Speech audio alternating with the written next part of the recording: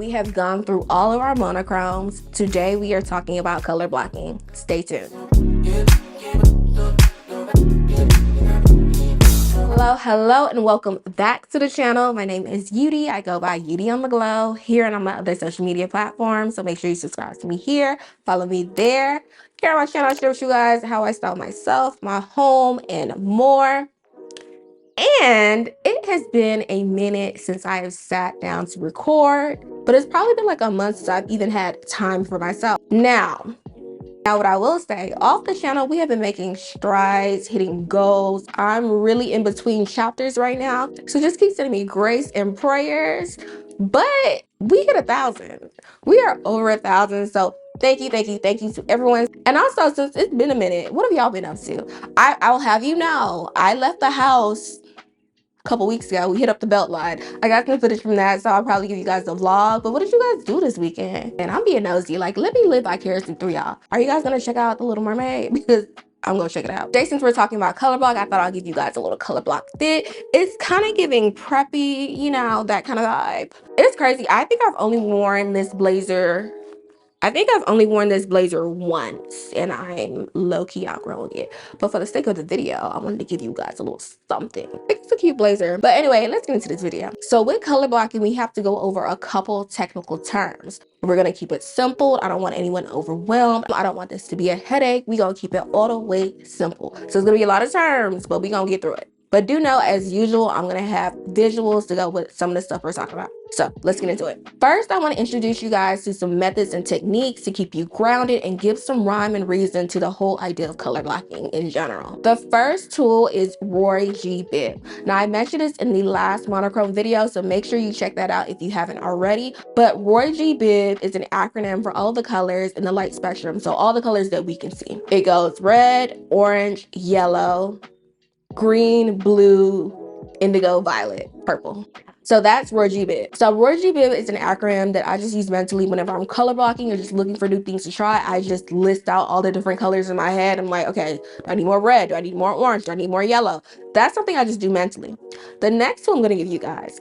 I remember anytime I watch people talk about color blocking, they will pull out the color wheel. And I used to think, is it that deep? Is it that serious? And honestly, it is. What I realized, me mentally doing Roy G. Biv was the exact same thing as just pulling out a color wheel. But the upper hand of using the color wheel is that it literally shows you the relationships between different colors, and it's that much more comprehensive. So if you're new to experimenting with color or color blocking and you've never actually used a color wheel, I would say take a few minutes to get familiar with the wheel itself and some of the relationships on the wheel. And once you have that down, you can fall back on Roy G. Biv. You do not have to break out the wheel every time you're trying to make an outfit. So let's get into some of these concepts and relationships that the color wheel gives us. So of all of those relationships, concepts, and color theory, there's some things that I still remember from grade school. I don't know how, but the idea of primary colors, secondary colors, tertiary colors, warm, cool colors. So all of them and then some we're about to discuss. So let's break these down. The first relationship we're going to talk about are primary colors. Primary colors are red, yellow, and blue. So these colors mix together to make other colors, but other colors cannot mix together to make primary colors, if that makes sense. It's kind of like a square is a rectangle, but a rectangle can't be a square. Okay, that's doing the most. Moving on to secondary colors. Secondary colors are orange, green, and violet. Some say violet, some say purple. And these are made by mixing two primary colors together. So orange is achieved by mixing red and yellow. Green is achieved by mixing yellow and blue. Purple is made by mixing blue and red. And then next up, you have tertiary colors. Tertiary colors are kind of like an intermediate color between two. They're made by mixing a primary and secondary color. This is when you have colors like red, orange, blue, green. They're like somewhere in the middle. Now, when you talk about warm and cool colors, I think these are important to know as far as mood. Warm colors are considered to be red, orange, yellow. These are often associated with sunlight and heat, and even in summertime. If I had to describe it, I would say these are more energetic colors. Now, when we talk about cool colors, we're talking about green, blue, purple. Now, cool colors are often associated with water, sky, snow. Think of things that are calming and soothing. The warm and cool colors we just went through are also considered analogous colors. And analogous just means that these colors are grouped together and next to each other on the color wheel. Next up, we have complementary colors. And complementary colors are basically opposites of each other. If you've ever stared at a bright color for a long time, then looked at a blank wall and you kind of saw the illusion of another color, that color was a complementary color that you're seeing. So the actual term for this is after image, and it's basically an optical illusion when your retinas become fatigued from looking at something for a very long time. In short. Not that you need to know all that, but it's the thing. So if you haven't done it, I would say give it a try. So with complementary colors, you see them a lot in logos and cartoons. When I first learned about complementary colors, the first example I got was the Lakers logo, that yellow and purple. So if you look at the color wheel, yellow is directly opposite purple. If you think about it into more brands, you can think Chili's with the red and green, which are also Christmas colors. You can also think FedEx with orange and purple. They're directly across from each other. And another example, this is where I had a light bulb moment. If you ever had to use purple shampoo to get rid of that brassy look on lifted or blonde hair, the same concepts apply. And if you think about it, if you have that orange yellow look, whether it's on treated hair or on lace, you're trying to get rid of that with the opposite. That's where the purple shampoo comes in. I've also heard of blue shampoo, so it kind of makes sense. They cancel each other out. And my last example for complementary colors, anyone who's into pastries and cake decor, if you've ever made a buttercream from scratch or had an icing that was slightly beige or yellow and you wanted a more white and less beige look, what you can do is add the smallest amount of blue food coloring, and that will cancel out the yellow orange tones that are making it that beige color to give you a more white icing finish. So another way that it works. You also have split complementary colors, and I feel like that's more advanced, that's doing the most, it's a bit confusing, it's busy, and honestly, who is even trying to remember all of that? I just wanted to mention it so you guys know it's a thing, but I would say don't get hung up on that, because child, I don't even know it. So now, vibe check. What are some of the ways you can go about color blocking? I think the safest way to go about this is starting with analogous colors. So remember, analogous colors are next to each other on the color wheel. I think it's best to stick to 2-3 colors at most, just to keep things contained. Next up, you can color block with complementary colors. However, their natural hue, I feel like they can be a bit much. So for me, I would take the approach of color blocking with maybe one of the colors being more muted or a different shade than the original hue.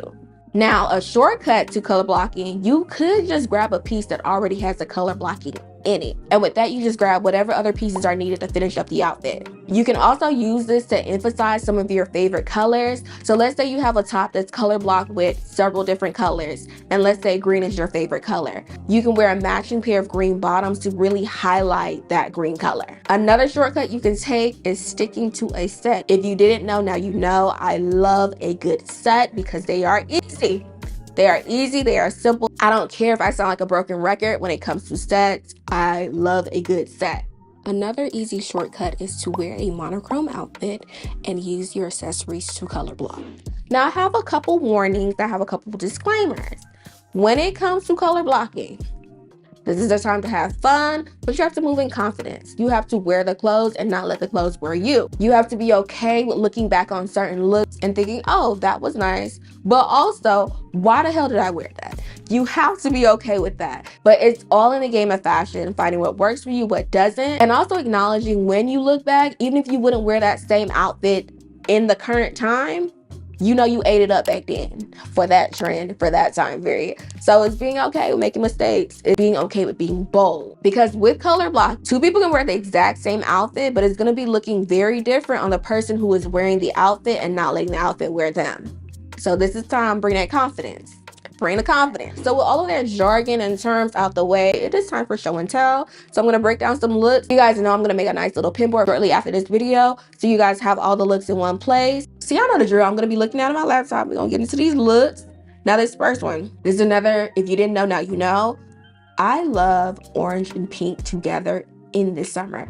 It is an unbeatable look. It's always going to be my easy summer go-to color blocking. So in the styling colors monochrome video, we talked about texture. I mentioned fabrics that have a sheen can help you get away with certain looks even more. the same applies to color blocking. So with this look, not only does that bright orange and that bright magenta, fuchsia, hot pink, whatever you want to call it, not only do those go together, I feel like the satin sheen gives it a little extra oomph, a little extra glow. So loving this look. And then we just tossed in a yellow handbag. If we're thinking about the color wheel and we're considering that pink or red, these are analogous colors. That is why this look works. So another thing, with the color wheel being a wheel, basically a circle, often when I think of pink as lighter shades of red. However, you can kind of also get that pink color from lighter shades of purple. So the great thing about it is those two meet where the circle connects. So they can kind of like go either way. But we're going to consider the pants an extension of red. This is an analogous look. I have a similar outfit from my last vacation, but I don't think I have any good pictures. I think I made a TikTok about it. I don't know. But this next picture, remember what I said in the last video of this series? I said, do not sleep on Janelle Monáe when it comes to color. This is another great example of analogous colors, and it's a good example of grabbing a piece that already has color blocking in it so you don't have to do anything else to it. It's easy and less work because the work has already been done for you. Now these next two looks, I feel like they're great transitional pieces. Now, when I was doing the research for this, I saw a lot of color blocking with royal blue. Now, that royal cobalt blue is not a color that I think I have much of. It's not a color I go for, but it's something about the contrast that it gives. Even though it's not my go-to, it feels daring, it's grabbing my attention, it's doing something. So if I were to incorporate more of that royal blue, I would probably go the accessories route. This next picture, again, we have that bright blue also in the boots and throughout the outfit.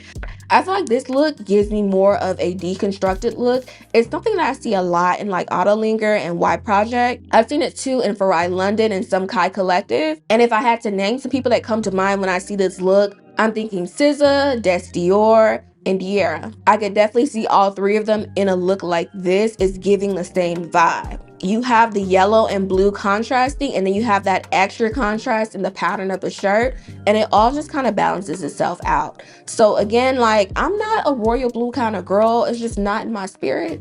But if I were to play around, I would insert some blue accessories here and there. Now, these next looks are more of a quiet take on color blocking. I feel like we normally wouldn't think of these as color blocking, but let's dive in on what's happening here. Here with the khaki bottoms, the color blocking is happening, but it's more subtle, especially with pants and trousers that kind of have that business casual look. They come in that navy color, as well as more muted and earth tones like khakis and brown.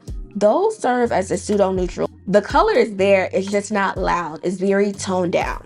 So the way both of these looks are handling it, you have that soft base in the pants of that pseudo neutral with that khaki green, because at the end of the day, the khaki is still a green. It's not loud, it's not in your face, and it gives room for the top to be your standout color, your attention grabber. So I think this is a great way to color block if you're more on the reserve side. It's very easy to forget that this is color blocking, but even though the tones are muted, the colors are still there. So not the color blocking we often think of, but just another option. Now this next one I came across in several looks, and I think it's just a great color combo, and that is red and brown and red and orange. So I came across this Valentino look. Depending on the lighting and the view, it's orange and brown, but in some other lights, this looks like red and orange. But depending on the type of brown you have, brown and orange are extensions of each other on different sides of the spectrum of the same color, in my opinion. But with this look, I feel like it's a great moment for that red and brown or red and orange combo. And we also have the pleats in there adding that extra texture.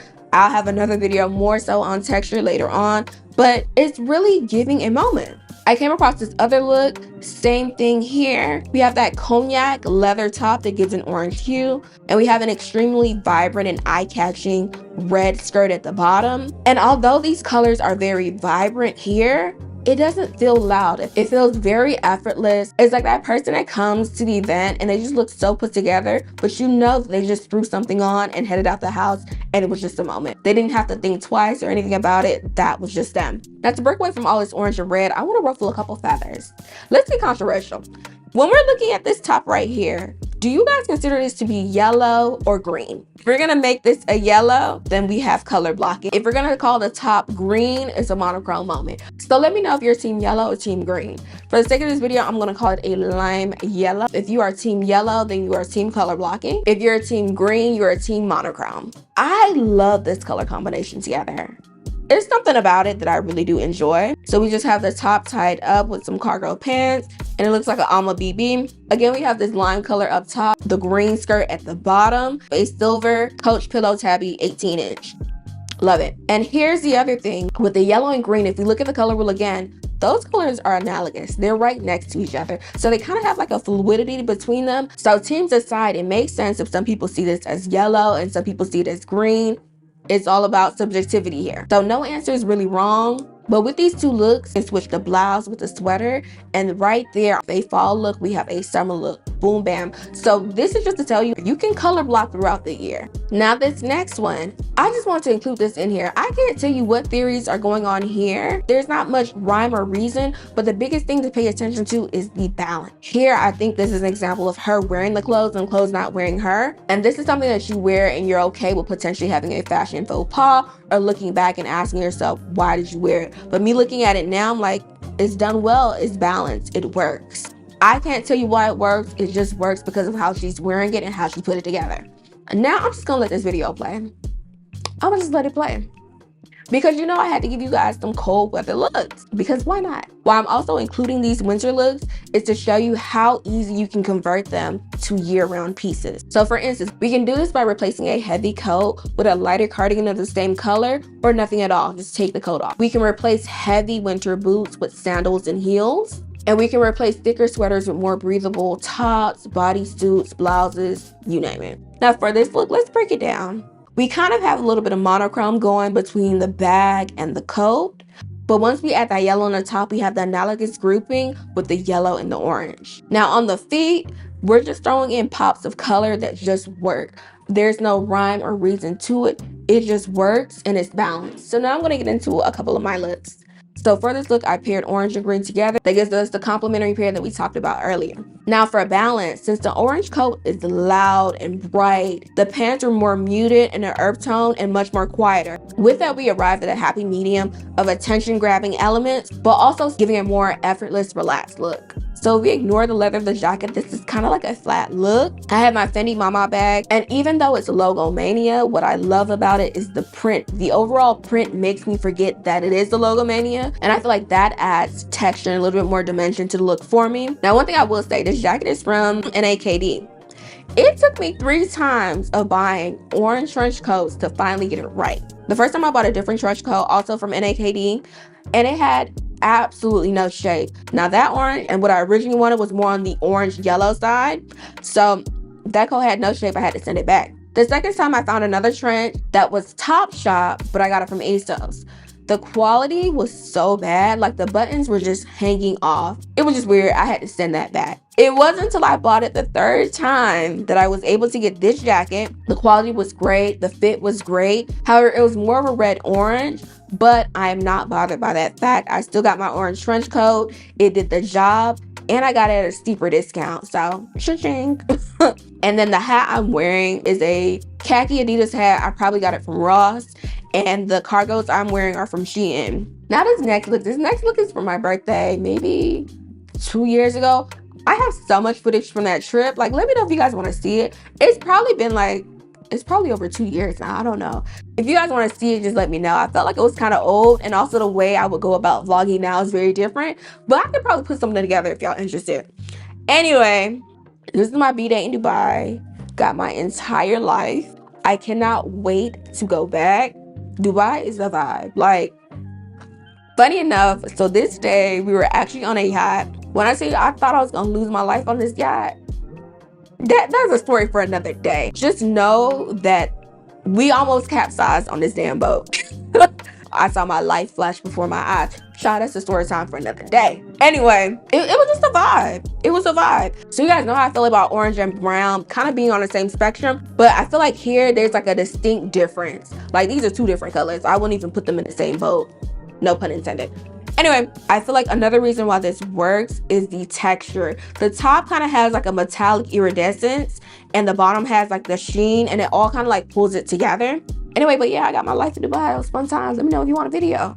So yeah, those are some of the looks I've done. I feel like I've color blocked more, but like those are my most recent. So with all of that said, if you've ever come across color blocking that you enjoyed and wondered to yourself, Why does that work? I hope this video was helpful in explaining some of the concepts and color theories of why certain colors work together without distracting you with the many terms. And hopefully these are some basics you can use when you start color blocking your own look. If you want to try color blocking, I encourage you to grab some colors from your closet and toss them together based on some of the stuff we discussed and based on what feels good. Like I said earlier, sometimes there is no rhyme or reason, it just feels right. So go with your gut, go with what you're feeling, and rearrange those pieces to make brand new looks from the clothes you already have to really hit the full range of your closet. So basically all this to say, this is your reminder, we're gonna take risks, we're gonna make mistakes. Color blocking is a time to be bold, it's a time to stand in confidence and be okay with those mistakes, because that is what's gonna build your style, and it's all part of the fun of fashion.